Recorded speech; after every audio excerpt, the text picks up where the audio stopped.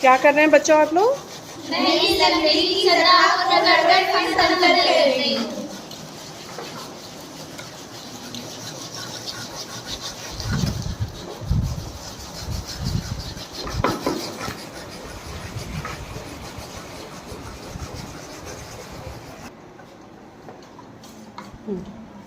बच्चों, इस लकड़ी की सतह को समतल करने के बाद आप क्या करेंगे इस पे?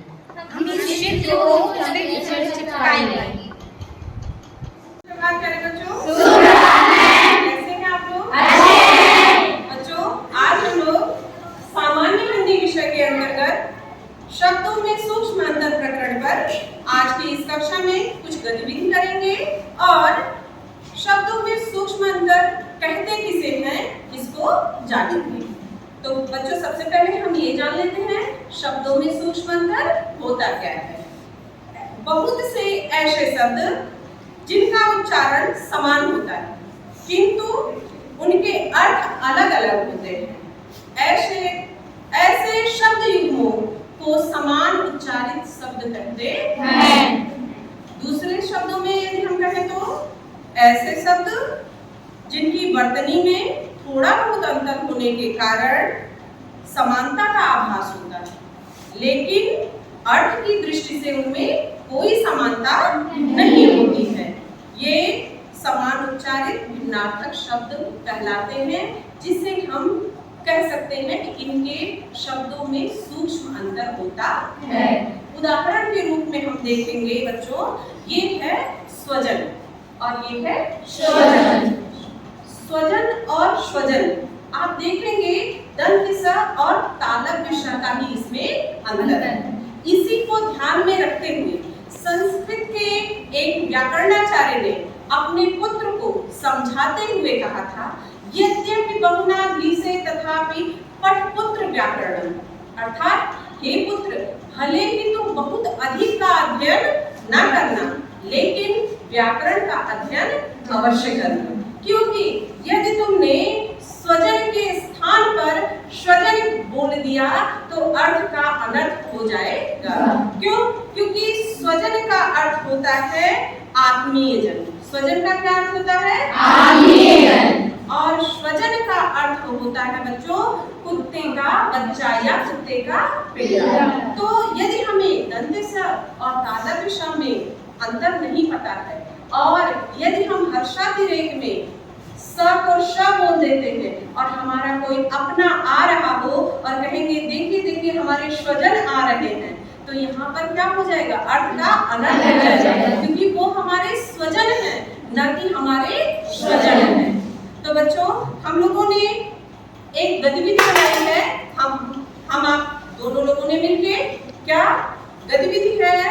उठाओ, खोजो और बताओ।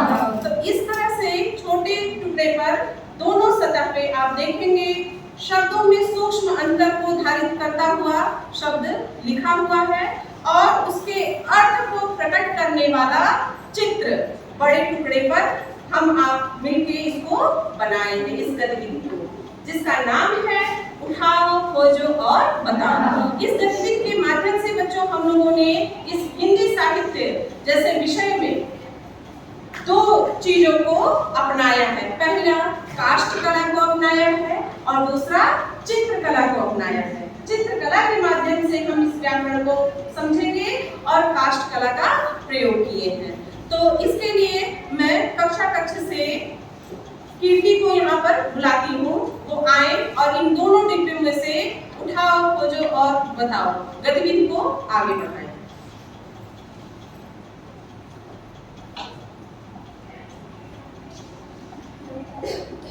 ये हमारे पास लकड़ी का एक टुकड़ा है जिसके एक सतह पे द्वीप लिखा है और दूसरे सतह पे द्वीप लिखा है। अब हम चित्र के माध्यम से बताएंगे कि द्वीप क्या है और द्वीप क्या है।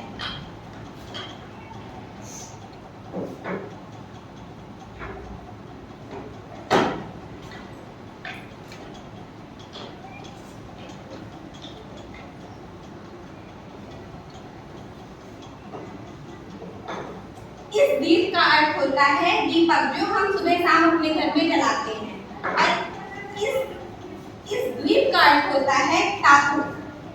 बहुत अच्छे।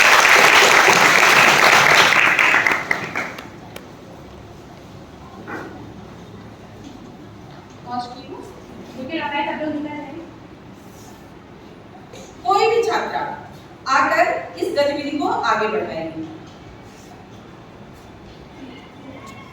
अरे वाह, ये तो लाइन लगने जा रही है भाई, बहुत अच्छे। आइए, यहाँ पर एक तरफ स्त्री लिखा है और एक तरफ स्त्री लिखा है। तो हम पहले यहाँ पर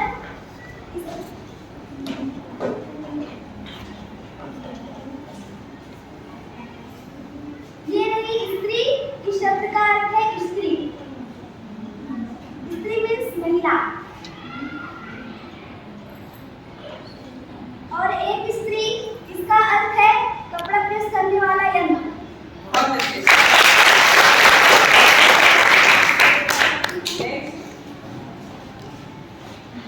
आज तो भाई गतिविधि करने के लिए लाइन लग गई है बच्चों की।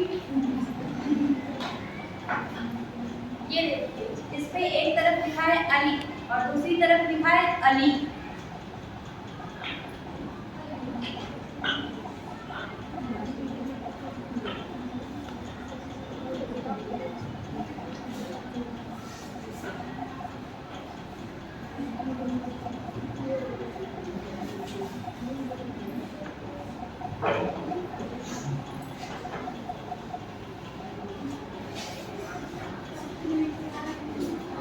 ये देखिए, ये लिखा है अली, इसका अर्थ होता है भंवरा।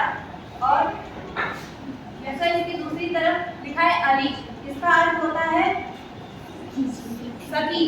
सखी यानी मित्र।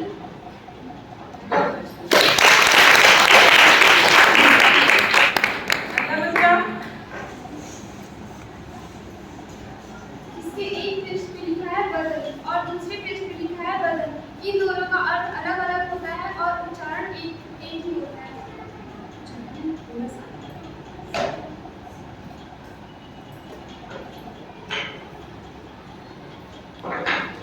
इस बदल का मतलब होता है शरीर और इस बदल का मतलब होता है मुंह।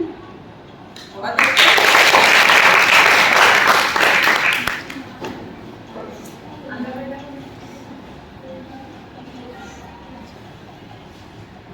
इस तरफ लिखा है बंसी, इस तरफ लिखा है बंसी। इन दोनों का अर्थ अलग अलग होता है। ये बंसी का मतलब मुरली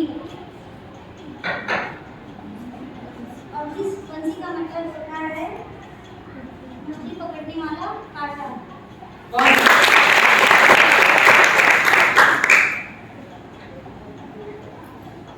एक मिनट। बच्चों, तो आज हम लोगों ने इस गतिविधि के माध्यम से पढ़ा क्या? शब्दों में सूक्ष्म अंतर। तो ये बताइए, इस गतिविधि के माध्यम से चित्रकला और काष्ठकला के प्रयोग के माध्यम से व्याकरण में हमने इसको जो आज पढ़ा है, आप लोगों को कैसा लगा? बहुत अच्छा।